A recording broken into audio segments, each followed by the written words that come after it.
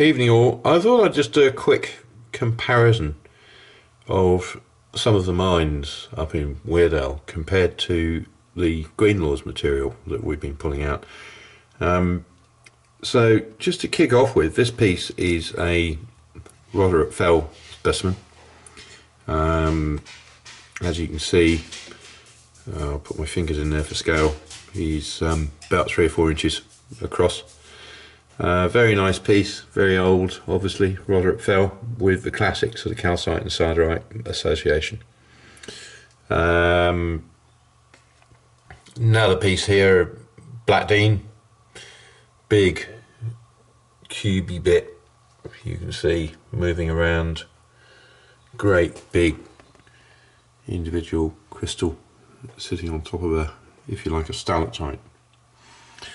And then we move to this one, which you can see has a big colour zoning, really pretty colour zoning, very gemmy, clear, sharp group of crystals, and that is a very nice Greenlaws piece. In contrast, taken from within probably 20 feet, 15 feet in the same area, is this yellow specimen, and this is again a Greenlaws piece. You can see this huge yellow twin, absolutely gorgeous. So that gives you an idea of the colour variation that you can see. A larger piece here, and again Greenlaws, and you can see the big dark glassy crystals, absolutely beautiful. I'll try and zoom in on some of the colour zoning there. You can see the zoning again in that crystal, absolutely gorgeous. And then just for a bit of comparison, that's an old Blackdene piece, one of the classic Blackdene bits. I know it's Blackdene because I was there when it came out. And then another classic from Weardale. This is from Allenheads, from the Diana Flats. Very glossy, very pretty. A little bit of siderite too, that one, and quartz. Then there's this, which is, I don't know if you can get to see that, but the most extraordinary piece. It's Rotherhope Fell. Beautiful, glossy, colour zoned crystals, very clear and glossy and sharp, with sparkly pyrites on them. Really interesting. So a big old Rotherhope Fell piece, and next to it this amazing thing, which is again yellow, and you can clearly see purple edges, and those purple edges are reflected all around. You can see there's this tinge of purple to the edges.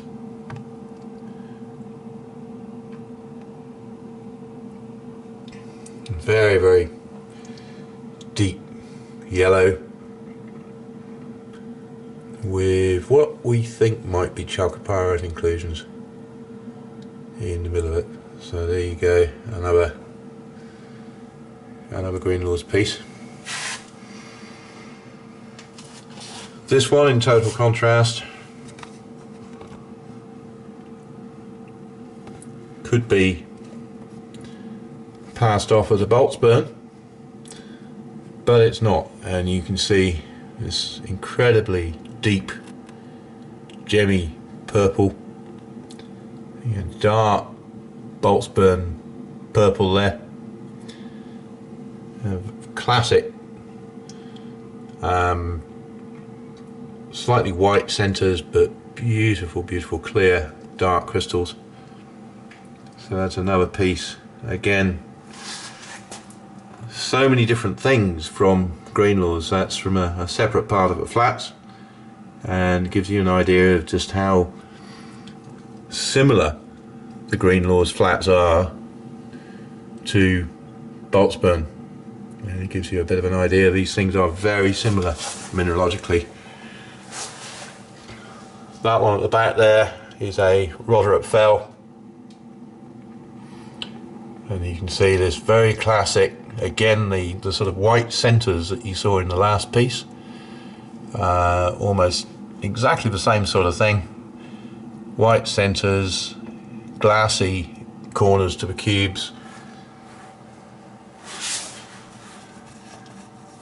I'll just say the Rotherhope there with the What's Hot in Munich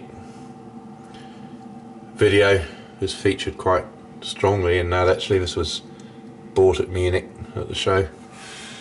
And then there are two pieces down here that are, again, very good comparison. This is a Boltsburn.